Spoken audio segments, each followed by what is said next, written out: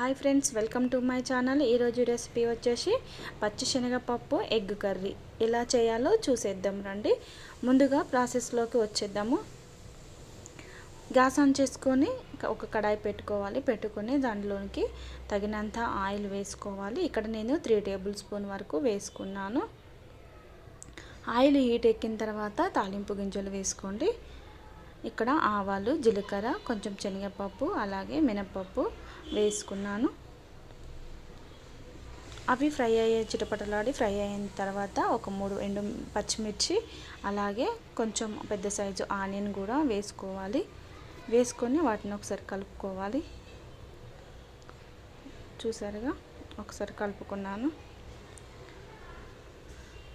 అవి ఫ్రై అయ్యేంత వరకు కూడా ఫ్రై చేసుకోవాలి. కొంచెం సిమ్లో పెట్టుకొని ఫ్రై చేసుకోండి, ఎందుకంటే ఆనియన్స్ అనేవి అడుగున మాడకుండా ఉంటుంది. తర్వాత కొంచెం పసుపు వేసుకున్నాను. పసుపు వేసుకొని ఒకసారి కలుపుకోవాలి. కలుపుకున్న తర్వాత కొంచెం కరివేపాకు కూడా వేసుకొని అవి మొత్తం కూడా ఫ్రై అయిన తర్వాత కొంచెం అల్లం వెల్లుల్లి పేస్ట్ కూడా వేసుకున్నాను. అల్లం వెల్లుల్లి పేస్ట్ వేసుకొని ఒకసారి కలుపుకోవాలి. అది అడుగు అంటకుండా నెమ్మదిగా ఒకసారి కలుపుకోవాలి. అల్లం వాసన పోయేంత వరకు కూడా కలుపుకున్న తర్వాత ఇక్కడ టమాటాలు ఒక 3 పెద్ద సైజు టమాటాలు చిన్న చిన్న ముక్కలుగా కట్ చేసుకొని వేసుకొని ఒకసారి కలుపుకోవాలి. కలుపుకున్న తర్వాత మూత పెట్టి మరికొద్దిసేపు ఒక 5 మినిట్స్ వరకు మగ్గించుకుంటే ఇక్కడ టమాటాలు అనేవి మెత్తగా అవుతాయి. చూసారుగా ఏ విధంగా అయ్యాయో, మెత్తగా అయ్యాయి. తర్వాత మనం ఒక 1/2 అవర్ వరకు శనగపప్పు అనేది టైం ఉంటే ఒక 1/2 అవర్ అలా నానబెట్టుకోండి. అలా నానబెట్టడం వల్ల శనగపప్పు అనేది తొందరగా ఉడుకుతుంది. కాబట్టి మనం కడిగి ఒక 1/2 అవర్ వరకు నానబెట్టుకోండి. నానబెట్టిన శనగపప్పును కూడా వేసుకొని ఒకసారి కలుపుకోవాలి. చూసారుగా, ఈ విధంగా కలుపుకున్న తర్వాత మూత పెట్టుకొని మరికొద్దిసేపు ఉడికించుకోవాలి. గ్యాస్ అనేది మీడియం టు సిమ్లో పెట్టుకోండి, ఎందుకంటే ఇక్కడ పప్పు గిట్లా అడుగున మాడకుండా ఉంటుంది. కాబట్టి సిమ్లో పెట్టుకొని ఈ విధంగా కలుపుకోవాలి. ఒకసారి కలుపుకున్న తర్వాత రుచికి సరిపడా సాల్ట్ కూడా వేసుకోవాలన్నమాట. ఇక్కడ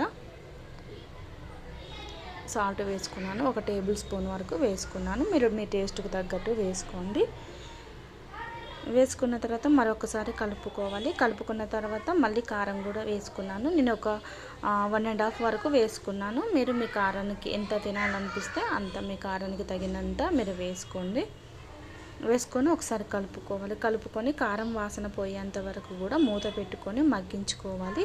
సిమ్లో పెట్టి మగ్గించుకోండి, ఎందుకంటే అడుగున మాడకుండా ఉంటుంది. చూసారుగా, టమాటాలు కూడా మొత్తము ఉడికిపోయాయి. తర్వాత వచ్చేసి సరిపడా వాటర్ పోసుకోండి. శనగపప్పు అనేది కొంచెం ఉడకడానికి టైం పడుతుంది, కాబట్టి కొంచెం వాటర్ అనేది చూసుకొని పోసుకోండి.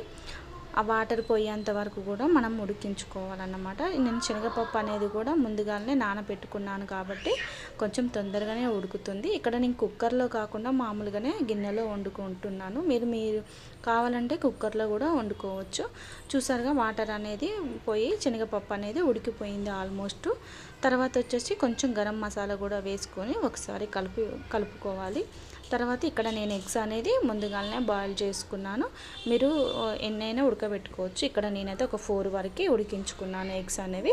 ఉడికిన తర్వాత వాటికి కాట్లు పెట్టుకున్న తర్వాత మనము దీంట్లోకి శనగపప్పులోకి వేసినట్లయితే ఆ పప్పు అనేది ఎగ్లోకి వెళ్ళి చాలా బాగుంటుంది. తర్వాత వచ్చేసి ఒకసారి కలుపుకొని మళ్ళీ ఒక 2 మినిట్స్ ఉడికించుకోవాలి.